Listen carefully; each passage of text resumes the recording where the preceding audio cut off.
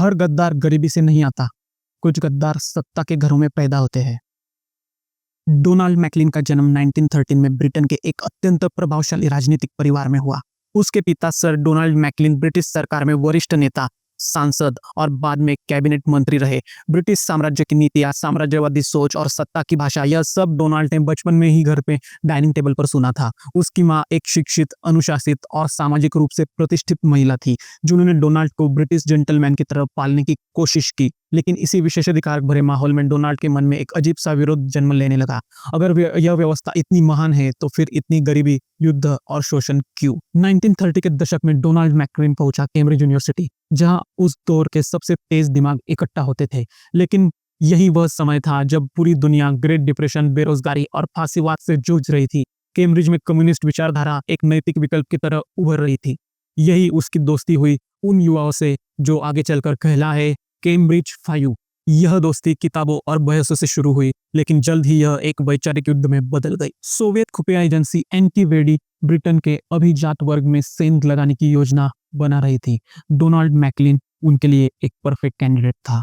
राजनीतिक परिवार से, उच्च शिक्षा, विदेश सेवा में जाने की क्षमता और सबसे खतरनाक ब्रिटिश सिस्टम से वैचारिक नफरत। उसे सीधे पैसे या ब्लैकमेल से नहीं फंसाया गया, उसे एक विचार दिया गया, तुम इतिहास के सही पक्ष में खड़े हो। डोनाल्ड ने होशो हवास में सोवियत यूनियन के लिए जासूसी स्वीकार की। 1940 के दशक में Donald McLean British foreign office में नियुक्त हुआ। यहाँ से उसका असली खेल शुरू होता है। उसने यूएसएसआर को जो सूचनाएं दी, उनमें शामिल थी अमेरिका ब्रिटेन के परमाणु समझौते, नाटो की शुरुआती रणनीतियां, पश्चिमी देशों की कोल्ड वॉर प्लानिंग, अमेरिका की न्यूक्लियर क्षमताओं का आकलन। यूएसएसआर को उससे क्या फायदा हुआ? सोवियत यूनियन ने अमेरिका के बराबर परमाणु शक्ति बनाने की दिशा में तेजी से काम किया। कोल्ड वॉर का बैलेंस डोनाल्ड मैकलिन जैसे लोगों ने बदला। हर जासूस का एक कमजोर पल होता है, और यही पल डोनाल्ड मैकलिन की जिंदगी में आया डर बन के। 1948 के बाद डोनाल्ड मैकलिन की जिंदगी दो हिस्सों में बट गई। एक तरफ ब्रिटिश फॉरेन ऑफिस में ऊंचा पद, सम्मान, शक्ति। दूसरी तरफ एक ऐसा आदमी जो हर दिन यह सोचकर सोता था कि आज उसका भेद खुल जाएगा। और फिर इसी डर से उसका सहारा बन गई शराब। मीटिंग्स में वह अस्थिर दिखने लगा, उसकी बातों में सावधानी कम होने लगी। कभी कभी वो ऐसे तथ्य बोल देता था जो एक डिप्लोमेट को पता नहीं होने चाहिए। यही से ब्रिटिश खुफिया एजेंसी MI5 और अमेरिकी एजेंसी FBI की नजरें उस पर टिकने लगी। 1949 में अमेरिका ने ब्रिटेन को चेताया, आपके सिस्टम के भीतर एक बहुत हाई लेवल सोवियत एजेंट है। सूत्र था वेनोना प्रोजेक्ट, एक कोड ब्रेकिंग प्रोग्राम जिसने सोवियत संदेशों को डिकोड करना शुरू किया था।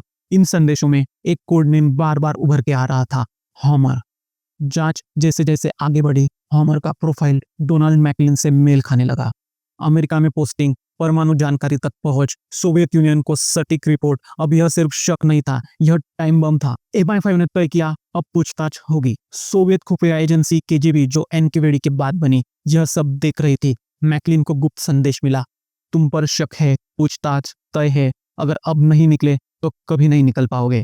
यह एक सबसे मानवीय और क्रूर फैसला लिया गया। मैकलिन अपनी पत्नी मेलिंडा और बच्चों को इंग्लैंड में ही छोड़ देता है। क्यों? क्योंकि परिवार के साथ भागना असंभव था। बच्चों की मौजूदगी जोखिम बढ़ा थी, और सबसे अहम, वह नहीं जानता था कि सोवियत यूनियन परिवार को स्वीकार करेगा या नहीं। यह सिर्फ जासूसी नहीं थी, यह एक पिता का अपने बच्चों को छोड़ना था। 1951 मई की एक रात डोनाल्ड मैकलिन अपने सबसे अव्यवस्थित लेकिन वफादार साथी गाय बर्गेस के साथ लंदन छोड़ देता है। कोई फेयरवेल नहीं, कोई पत्र नहीं, कोई स्पष्टीकरण नहीं। वे फ्रांस के रास्ते गुप्त रूप से पूर्वी यूरोप होते हुए मॉस्को पहुंचते हैं। जब अगली सुबह ब्रिटेन जागता है, डोनाल्ड मैकलिन गायब है। उसी पल ब्रिटिश सत्ता को एहसास होता है, हमारे दिल में छुरा था और हमने खुद उसे जगह दी थी। मॉस्को में मैकलिन का स्वागत किसी हीरो की तरह नहीं हुआ। उसे मिला छोटा अपार्टमेंट, लगातार निगरानी, भाषा की दीवार और गहरा अकेलापन। सोवियत सिस्टम उस पर भरोसा करता था, लेकिन पूरी तरह से नहीं। वो यूजफुल था पर अपना नहीं। शराब फिर लौट आई, डिप्रेशन गहराता गया।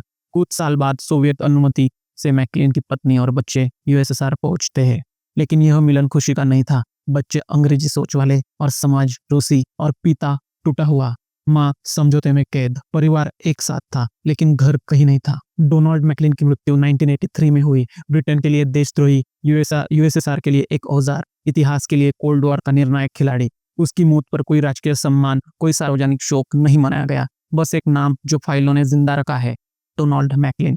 मैकलिन की मृत्यु के बाद कैम्ब्रिज फाइव की परतें खुली, ब्रिटिश इंटेलिजेंस में सुधार हुए और यह समझ आया सबसे खतरनाक जासूस बाहर से नहीं आते, वे सिस्टम के भीतर पैदा होते हैं। जय हिंद।